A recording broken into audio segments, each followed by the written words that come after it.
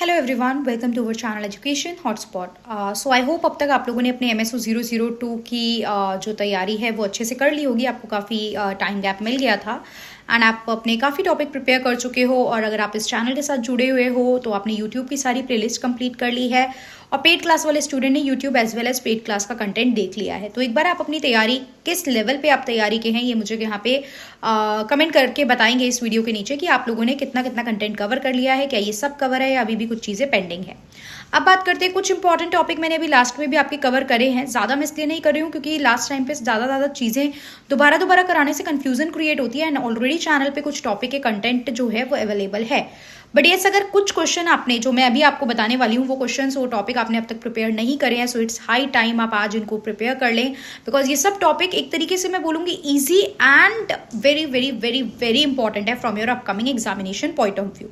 तो यहाँ पे हमारे पास मेथड ऑफ डेटा कलेक्शन का टॉपिक रहता है। तो डेटा कलेक्ट करने के बहुत सारे अलग अलग मेथड्स होते हैं जिनमें आपको जो कवर करने हैं वो करना है क्वेश्चनेयर। क्वेश्चन या मेथड ऑफ डेटा कलेक्शन में सर्वे जब हम कंडक्ट करते हैं तो समटाइम हमें क्वेश्चन फिल कराते हैं।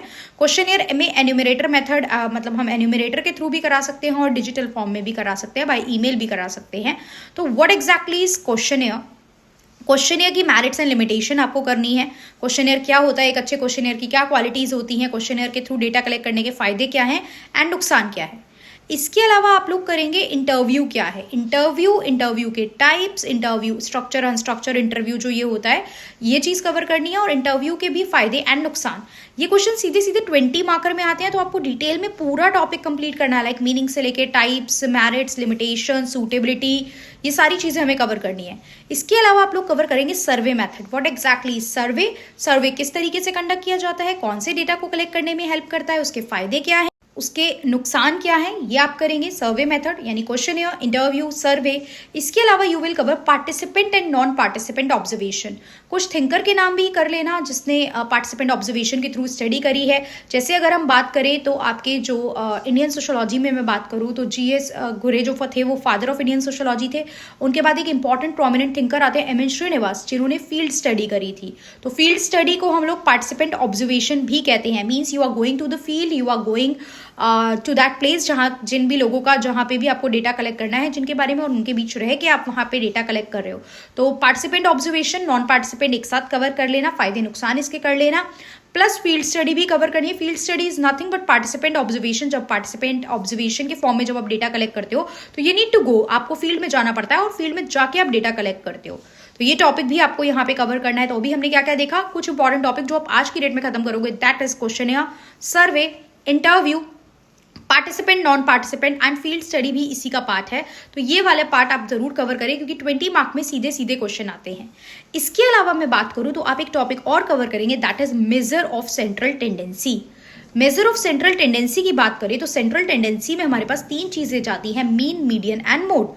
मीन की बात करें तो मीन होती है एवरेज वैल्यू। जैसे अब तक आप जो आपकी जो परसेंटेज निकलती है, जो रिजल्ट आता है स्कूल लेवल पे, आपके सब्जेक्ट होते थे 5-6, उसको टोटल करके आप डिवाइड करते थे नंबर ऑफ सब्जेक्ट इनटू 100, आपकी परसेंटेज निकल के आती थी।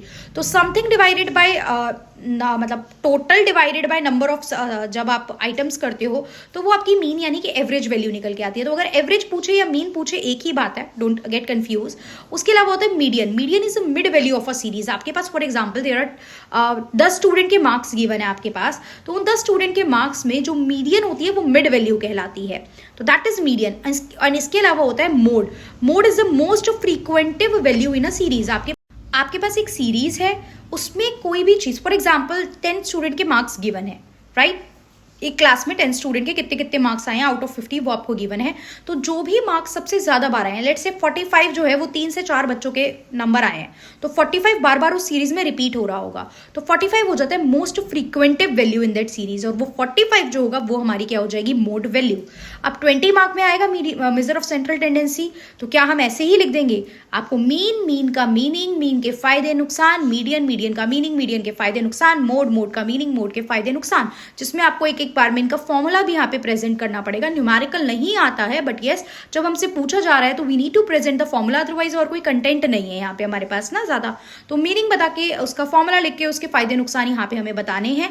तो this is measure of central tendency आपसे ऐसे भी पूछ सकता है, या फिर वो ये भी पूछ सकता है कि what is the relationship between the measure of central tendency में क्या रिलेशन है, या फिर वो आपसे पूछ सकता है what is the relationship between mean, median and mode. ये तीनों चीजें लिख के देगा।